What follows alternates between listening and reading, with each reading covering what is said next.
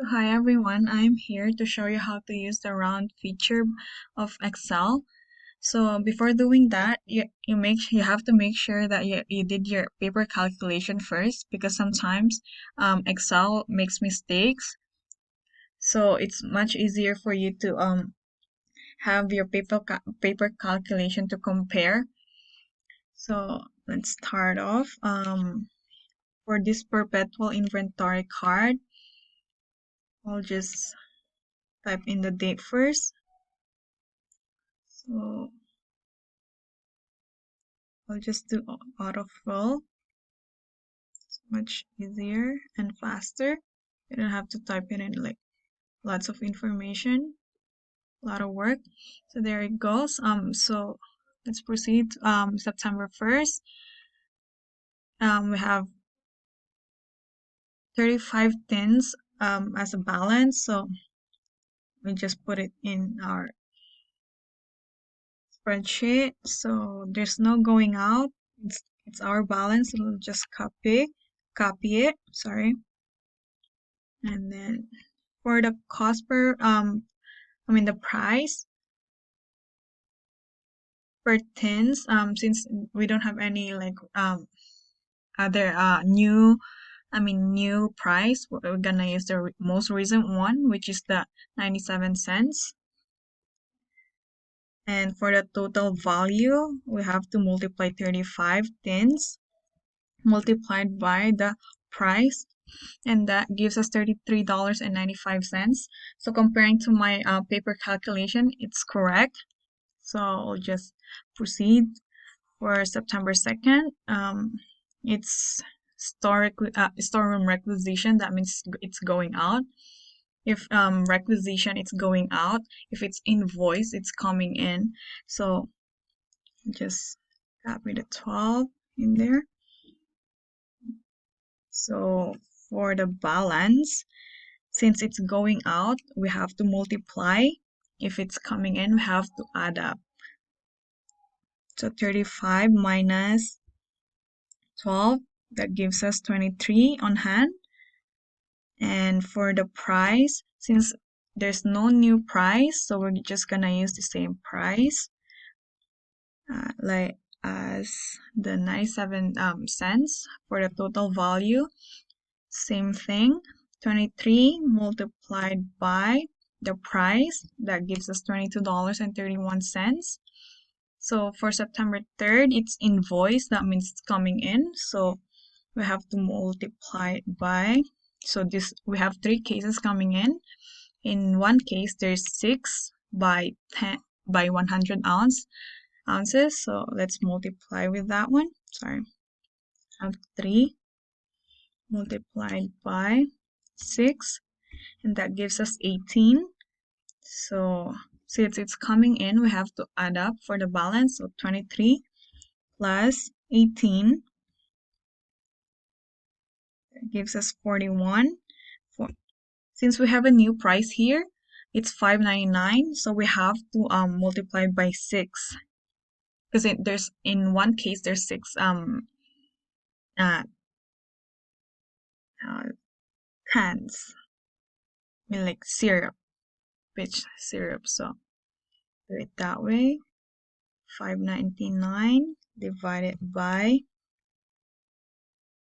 6, that gives us $1 each. So for total value, we have to multiply again.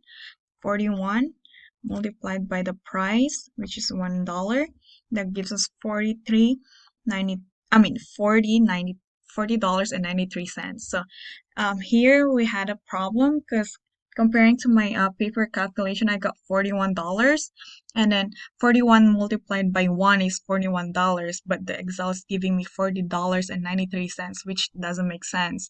So now this is the time we have to use the round feature of Excel. So let's go back to the price, cost per price. So to do the round feature, go to the formula bar. So before the formula, type in round the word round up or round, doesn't matter. And then click in. So we're using two decimal places because it's money. So the comma and then put 2, close bracket. That gives us $1, and for the total value it's corrected, which that means we already rounded up. So that gives us the right value. So I'll just fill in the next couple of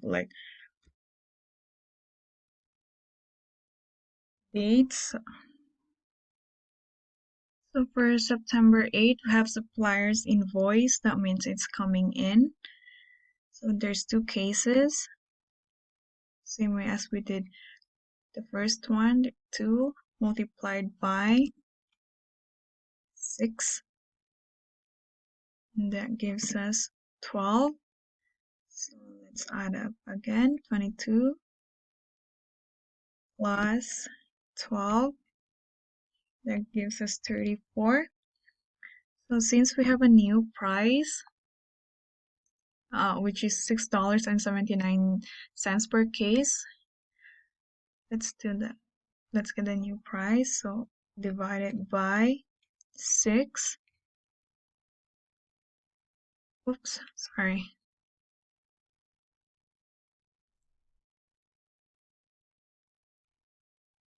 And that gives us $1.13 each. So for the total value, 34 multiplied by the price, that gives us $38.48. Comparing to my paper calculation. Right, I got $38.42 instead. So to correct that problem, just highlight this one to show you. To correct the problem, let's go to the price again and type in the formula bar. We have to type in round, and we're using 2 decimal places as well. So comma 2 and then close bracket, and that corrected our total value, which is $38.42. Now they're the same with the paper calculation I have.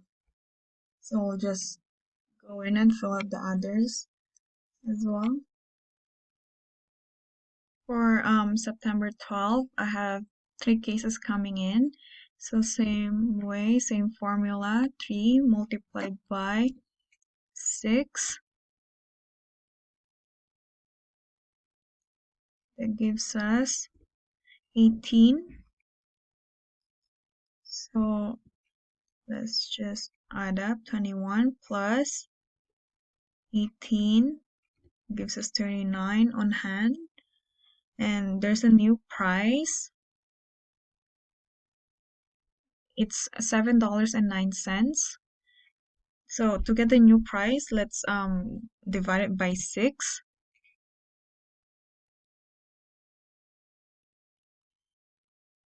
And that gives us $1.18 each, and the total value is $46.09. But as I can see again on my paper calculation, it's supposed to be $46.02 for the total value, but in this Excel spreadsheet, they gave me $46.09. So to correct that, let's use the round feature of Excel. So just type in round again in formula bar. And since we're using 2 decimal places, comma, and then put 2, close bracket. Sorry.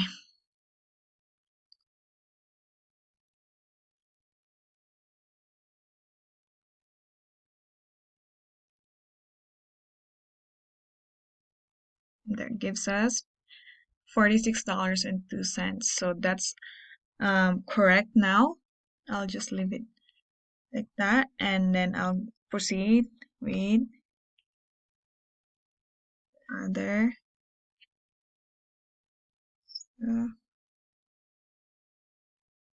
So for the last day, which is the 29th, it's a supplier's invoice again, so that means it's coming in. So there's two cases coming in multiplied by 6, and that gives us 12, and we have to add 18 plus 12. That gives us 30 on hand. Since we have a new price, let's do the formula. We have $8.08 divided by 6.